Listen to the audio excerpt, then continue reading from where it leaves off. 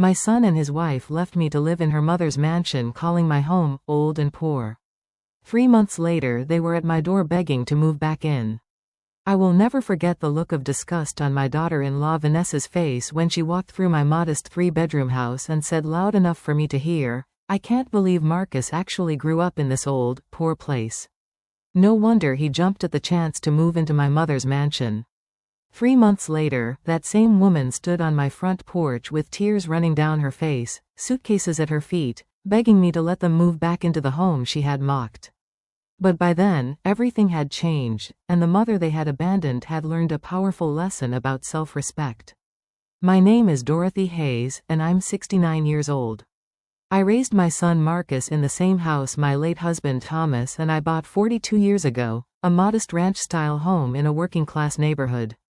It's not a mansion, but it's paid off, well-maintained, and filled with memories of a good life built on hard work and love.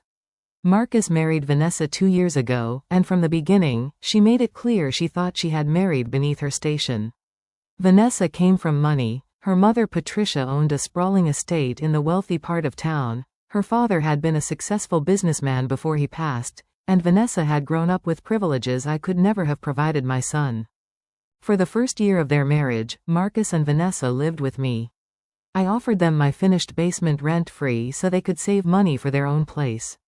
Marcus was building his career as a software developer, and Vanessa worked in her mother's interior design business, but housing prices were high and I wanted to help them get started.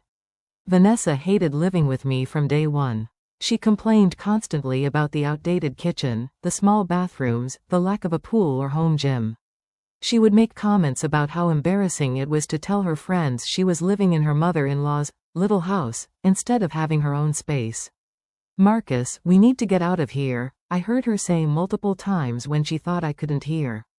"This house is depressing. Everything is old and cheap. I feel like I'm living in poverty."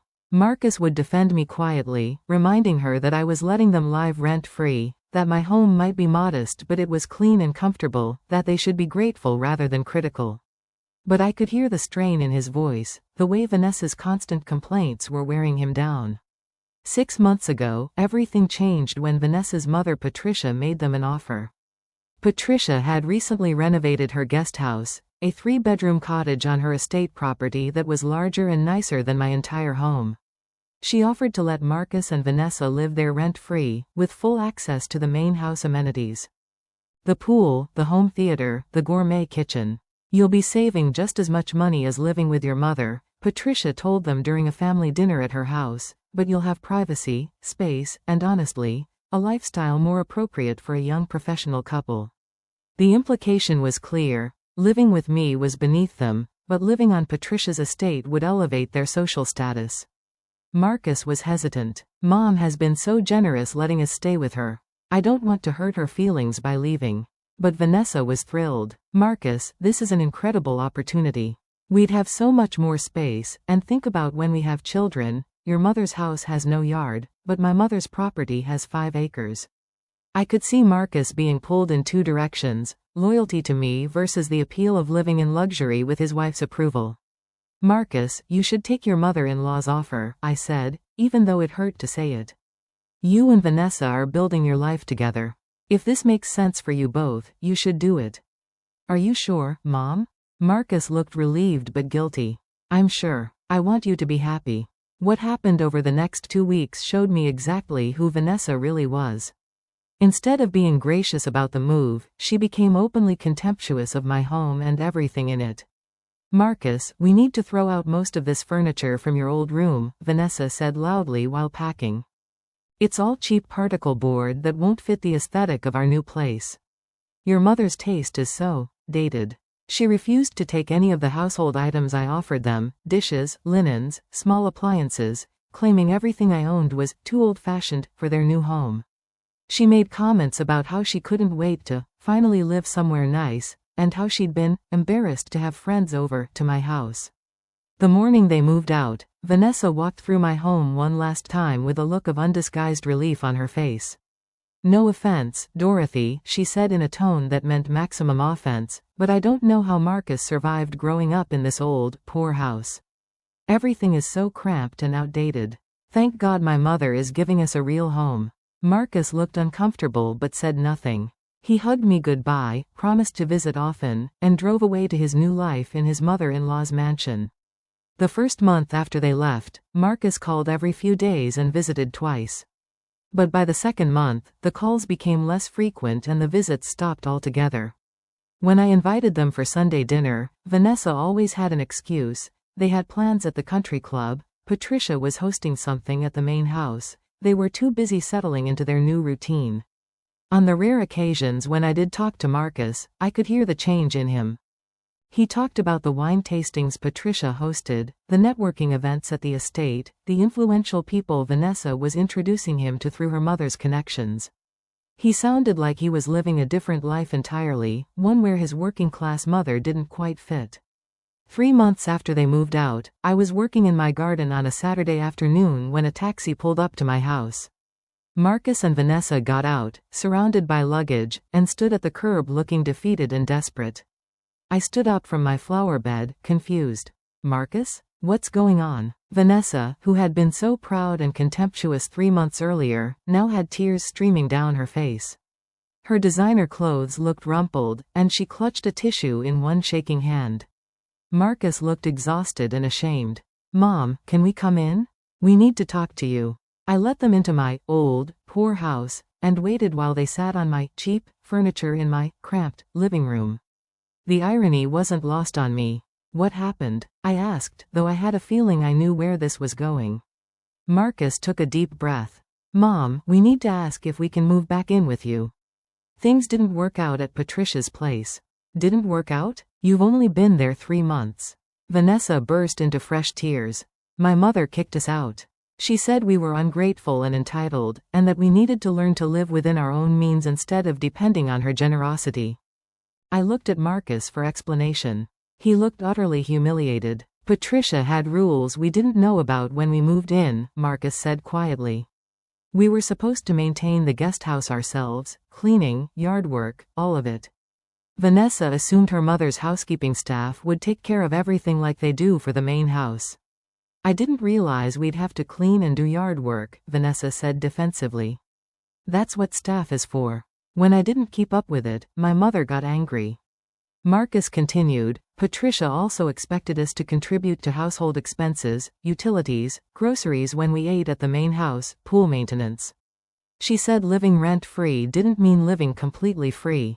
When we didn't pay our share, she said we were taking advantage. We thought it was all included, Vanessa protested. She never said we'd have to pay for anything. And there were social obligations, Marcus added with growing frustration. Patricia expected us to attend every dinner party, every charity event, every gathering she hosted. Vanessa loved it at first, but I was exhausted trying to keep up with her social calendar while working full-time. When I started declining invitations because I was tired, Patricia said I was being disrespectful of her hospitality. I was starting to understand. Patricia's generosity had come with strings attached. Expectations of service, financial contributions, and social participation that Marcus and Vanessa either hadn't understood or had chosen to ignore. What finally happened? I asked. Vanessa looked at the floor. Last week, my mother found out I'd been using her credit card for personal expenses. I thought she wouldn't mind, she'd always let me use it before I got married. But she was furious. She said I was a married woman now and needed to stop acting like her dependent child. And I made a mistake at one of Patricia's dinner parties, Marcus added. I got into an argument with one of her business associates about politics. It was heated and I said some things I shouldn't have. Patricia was mortified. She said I'd embarrassed her in front of important people. So 2 days ago, my mother told us we had to leave, Vanessa finished miserably. She said we'd shown no appreciation for everything she'd given us, that we'd been entitled and disrespectful, and that it was time we learned to live independently like adults instead of like spoiled children. They both looked at me expectantly, waiting for me to offer them refuge in the home Vanessa had mocked so viciously. I sat back in my chair and took a long moment before responding. So let me understand this. You left my home, where you lived completely rent-free with no obligations or expectations, because Vanessa wanted something fancier. You mocked my home, called it old and poor, treated me like I was an embarrassment. Now Patricia has kicked you out for being ungrateful and entitled, and you want to move back here? Marcus had the grace to look ashamed. Mom, I know how this looks. Do you? I interrupted. Because from where I'm sitting, it looks like you both took my generosity for granted, treated my home with contempt, and only came back when you had nowhere else to go. Dorothy, please, Vanessa said, actually crying now. I'm sorry for the things I said about your house. I was wrong. I didn't appreciate what you were offering us. You're sorry now because you need something from me, I said bluntly. 3 months ago, you couldn't wait to escape my old, poor house. Now that your mother's mansion didn't work out, suddenly my home is good enough? Mom, you're right. We were ungrateful, Marcus said. I should have defended you when Vanessa made those comments. I should have appreciated what you were doing for us. I'm asking you to give us another chance. I looked at my son, this man I'd raised to be better than this, who had let his wife disparage his mother's home and life without standing up for me. I looked at Vanessa, who had learned nothing from her own mother's rejection except that she needed a backup plan. No, I said simply. They both stared at me in shock. No? Marcus repeated. Mom, we have nowhere else to go. Our lease isn't up on the storage unit where we put our furniture, and we can't afford first and last month's rent on an apartment right now. We need help. Then I suggest you figure it out, I said calmly. Find a cheaper apartment, get a roommate, ask friends for help. But you're not moving back here. How can you turn away your own son? Vanessa asked, her tears turning to anger. I'm not turning away my son. I'm refusing to let you both treat my home as a backup plan when your better options don't work out. You made it very clear that living here was beneath you, that my home was an embarrassment. I'm simply respecting your standards by not subjecting you to my old, poor house again. Marcus looked desperate. Mom, please. I'll pay rent. We'll follow whatever rules you set. Just please don't leave us homeless. You're not homeless. You have jobs, savings, and the ability to find your own housing like millions of other adults do. What you don't have is the option to use me as your safety net while treating me with disrespect. I stood up, signaling the conversation was over. I love you, Marcus. But the door you walked out of 3 months ago isn't open anymore. Not because I don't care about you, but because I care about myself too. I spent 42 years building a good life in this house. I won't apologize for it not being a mansion, and I won't allow people who mocked it to come back when they have nowhere better to go.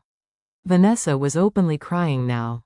Please, Dorothy, I'm pregnant. We're going to have a baby. Are you really going to turn away your grandchild? The pregnancy announcement was clearly meant to manipulate me, to make me feel guilty for protecting my boundaries. But I'd learned something important in the 3 months of being dismissed and forgotten. My worth wasn't determined by whether they needed me. Congratulations on the baby, I said sincerely. I hope this motivates both of you to grow up and take responsibility for your lives. But my answer is still no. You'll figure it out, just like millions of other young couples do. Marcus and Vanessa left my house that day and stayed in a hotel while scrambling to find an apartment they could afford. They eventually found a small 2-bedroom place on the other side of town, nothing fancy, but adequate for their needs. Marcus called me a week later, and I could hear he'd been crying. Mom, I'm so sorry. You were right about everything. We were ungrateful and entitled, and we treated you terribly. I don't blame you for not taking us back. I love you, Marcus, I said. But you needed to learn that people aren't safety nets you can use and discard based on convenience. Vanessa's mother taught her the same lesson, Marcus said. Patricia told Vanessa that she'd spoiled her into thinking she deserved luxury without work or appreciation. She said kicking us out was the best gift she could give us, forcing us to learn gratitude and self-sufficiency. Over the following months, I watched Marcus and Vanessa struggle in their modest apartment, learning to budget, clean their own home, and live within their means. It was hard for them, especially for Vanessa who had never known anything but privilege. But something interesting happened. As they struggled together, they grew closer. Vanessa stopped taking Marcus's income for granted and got serious about her career. Marcus learned to speak up when he felt disrespected instead of staying silent to keep peace. They became actual partners instead of an entitled couple expecting others to fund their lifestyle. When their daughter Emma was born, they invited me to the hospital. Vanessa, holding her newborn, looked at me with genuine remorse. Dorothy, I'm sorry for everything I said about your home and your life. I was spoiled and ungrateful. Thank you for not enabling us. We needed to grow up, and you forcing us to do it was the best thing that could have happened. Today, Marcus and Vanessa are still in their small apartment, saving money and building their careers. They visit me regularly, and Vanessa has never again made a disparaging comment about my home. In fact, she often remarks on how peaceful and comfortable it is. Patricia and I have become unlikely friends, united by our shared decision to stop enabling our entitled children and let them learn through consequences. We both gave them tough love, Patricia said to me over coffee. They hated us for it at the time, but look at them now, actually building a life instead of expecting it handed to them. I'm 70 years old now, still living in my old, poor house that I've maintained with pride for over 4 decades. But I no longer see it through Vanessa's contemptuous eyes. I see it as evidence of a life well lived, paid for through honest work, filled with genuine memories. When my son and his wife showed up at my door 3 months after abandoning me, begging to move back in, I learned something vital. Saying no to people you love is sometimes the most loving thing you can do. Not because you want them to suffer, but because you want them to grow. Sometimes the best gift you can give entitled people is the opportunity to learn gratitude through loss. And sometimes the best gift you can give yourself is the self-respect to refuse being treated as a backup plan. My home might be old and modest compared to a mansion. But it's mine, earned through years of work and sacrifice. And that makes it worth more than any estate bought with inherited wealth and maintained with unearned privilege. The door they walked out of stayed closed. Not out of spite, but out of self-respect. And in the end, that closed door taught them more about gratitude, responsibility, and real love than any open door ever could have.